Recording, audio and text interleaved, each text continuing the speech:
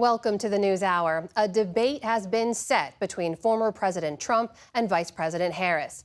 ABC News says it will host the two candidates in a head-to-head matchup on September 10th.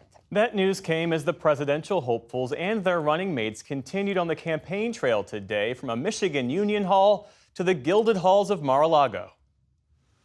Well, thank you very much. Donald Trump today held his first major campaign event since Vice President Kamala Harris announced her pick of Minnesota Governor Tim Walz as her running mate. There's certainly never been anybody so liberal like these two. For nearly 10 minutes, the former president ticked through a litany of now familiar grievances and unfounded and false claims, taking particular issue with the reporter's question about the Harris campaign's crowd sizes. I have 10 times, 20 times, 30 times the crowd size.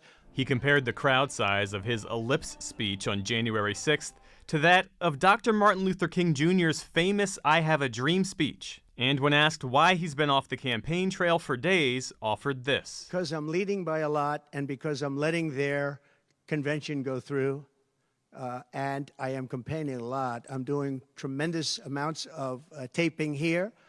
We have commercials that are at a level I don't think that anybody's ever done before.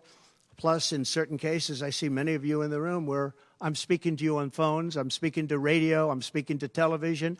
Television's coming over here. Excuse me, what are we doing right now?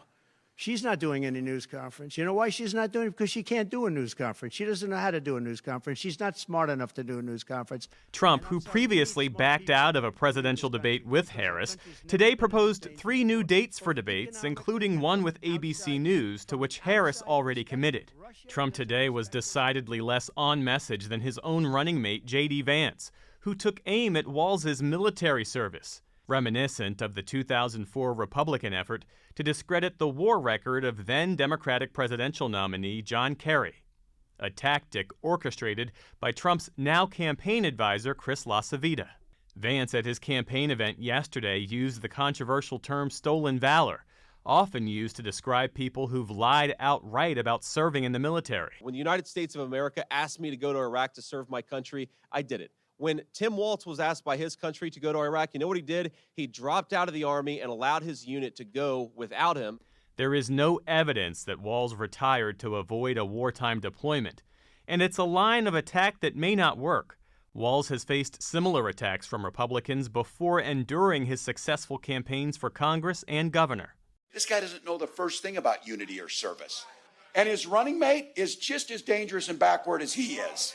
At a United Auto Workers event in Detroit today, Harris and Walz pushed back on the Trump campaign's attacks. We believe in each other.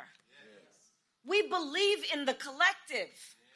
We're not falling for these folks who are trying to divide us, trying to separate us. So, Michigan, I ask you, are you ready to make your voices heard?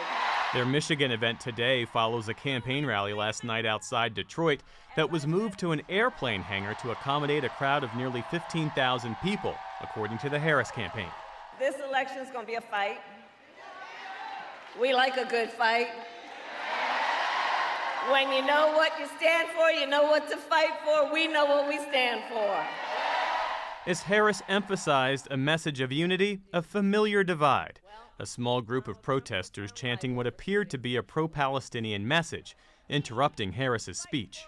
Harris spoke with the leaders of the uncommitted national movement before her rally and acknowledged the protesters at first.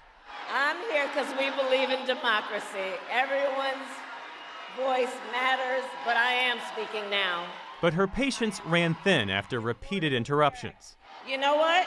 If you want Donald Trump to win, then say that, otherwise I'm speaking. As the Harris campaign continues its battleground blitz, it's out today with a new ad campaign tailored to Latino voters, emphasizing Harris's background, raised by an immigrant mother. After Michigan, Harris heads next to make the case to voters in Arizona and Nevada.